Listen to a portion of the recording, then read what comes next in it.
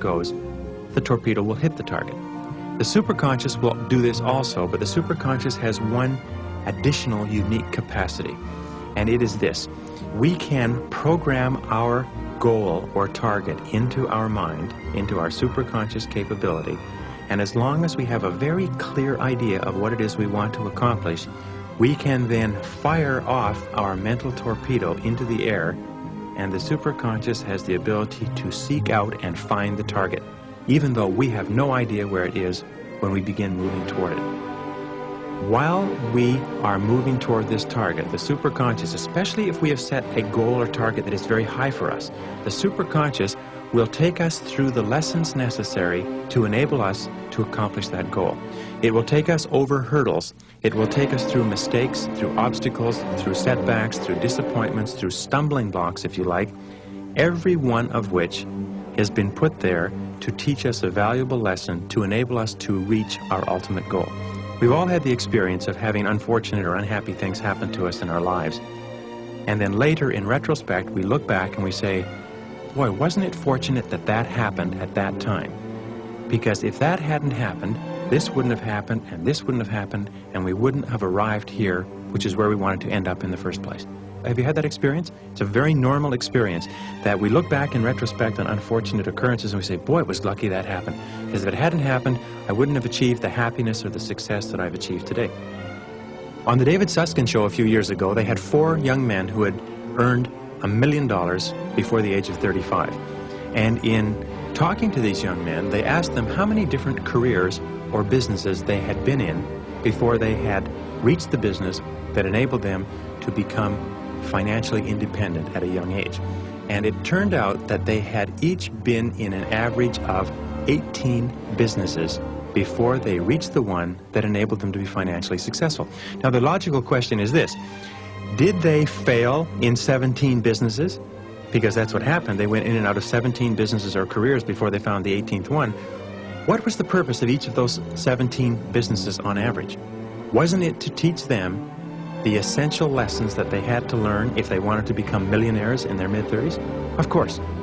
Now, the difference between winners and losers is simply this, is that winners accept and believe absolutely that they are fated and destined to be successful, and that every single thing that happens between where they start and their ultimate success is either a step forward or a valuable lesson that has been sent to them to teach them something that will enable them to be ultimately successful. The losers set off with sometimes high goals and high ambitions, but whenever they reach disappointments and setbacks, they quit, or they deviate, or they scrap their goals, or they settle for something far, far less. The winners take every single challenge, every single hurdle, every single difficulty and say, all right, this has been sent to teach me something really valuable. This is part of the process that prepares me and equips me for achieving my ultimate goal. So what can I learn from it? And that's the distinct difference. And if you absolutely believe that you are fated to be successful, then just simply confidently expect that every single thing that happens to you is happening to you for your benefit. It is up to you to find the benefit that's hidden within it. And again, Napoleon Hill, who calls the superconscious mind the infinite intelligence in his writing, simply said that within every setback or obstacle or disadvantage, there is the seed of an equal or opposite or greater advantage or benefit. And that the successful man or woman always looks for the advantage or benefit in every situation, and lo and behold, they always find it. Because as long as you're looking for the obstacle or benefit, you cannot be seeing or worrying about the negative event or the setback. The next characteristic of the superconscious mind, which is terribly important to us, is that it makes all of our words and actions and their effects fit a pattern consistent with our self-concepts, with our current programming, and with the goals that we are trying to accomplish. What this means is that when we have a very clear idea of what it is that we want to achieve, especially in a social or a business situation, the superconscious mind will make everything that we say and everything that we do exactly appropriate to what we're trying to accomplish. Flip Wilson used to say that when you're hot, and when you're not, you're not. And we've all had the experience of being in a situation where we simply couldn't say or do the wrong thing. It seemed that everything that came out of our mouth or everything that we did was exactly right for the situation. And it felt perfect, and it flowed naturally, and it was all in complete harmony with the goal or the objective that we wish to attain. We've all had that experience. Psychologists who have great difficulty dealing with this idea of superconscious creativity, because it cannot be duplicated in the laboratory, have two expressions for it. One is called serendipity. Serendipity is considered to be the ability to find happy events, to go through life and find series of happy coincidences that occur to one. And another expression that they use is what is called synchronicity, when several events conspire together, seemingly totally unrelated, and yet when they meet together, they form a pattern or bring us the result or a solution that we were looking for. And we've all had the occasion where a whole series of things seem to conspire together into a happy coincidence, where a series of events conspire together to bring us the goal, to bring us the solution, to bring us the thing that we were looking for. This synchronicity or serendipitous series of events is simply another functioning of the superconscious mind. Another factor in superconscious functioning is that the superconscious mind functions best under two conditions. It functions best when the conscious mind is working with 100% concentration on solving the problem or achieving the goal. Very often, when we are totally concentrated on accomplishing one specific important thing, the ideas that we need will flash into our minds. The other time that the superconscious mind works is when the conscious mind is completely elsewhere, when we are thinking of something else totally separate and apart from the problem or the goal that we're working on.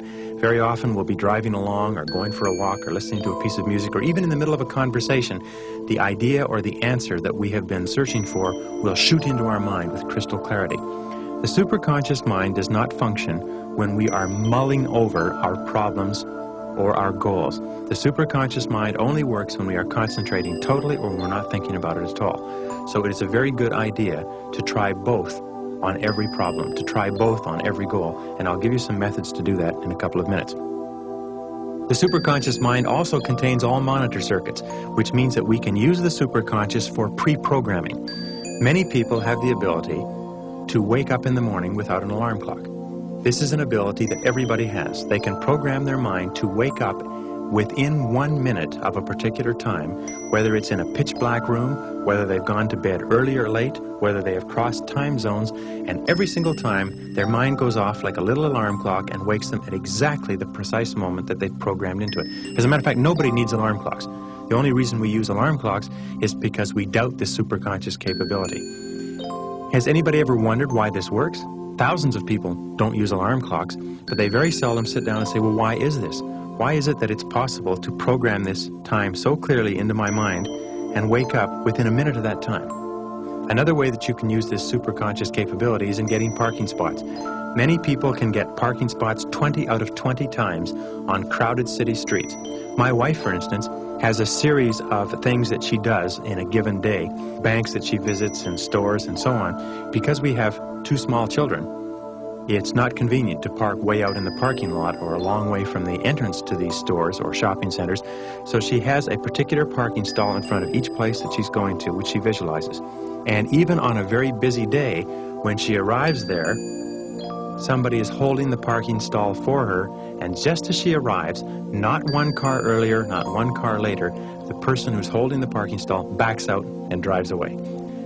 Anybody can use this to get parking stalls. I personally can get 2 parking stalls on a downtown street in any city in North America. You can develop it to the capability where you can win bets on it. All you do is clearly visualize a parking stall in front of the building where you want to park, and you will find that each time that you arrive there, to the degree to which you absolutely believe it will be there, the parking stall will be there. And I've had thousands of people tell me that they've been doing this for years, and their friends are just so outraged and irritated because they can do it every single time, and they absolutely believe, and this is very, very important, the degree of belief and confidence that we have in this superconscious functioning is the exact degree to which it functions.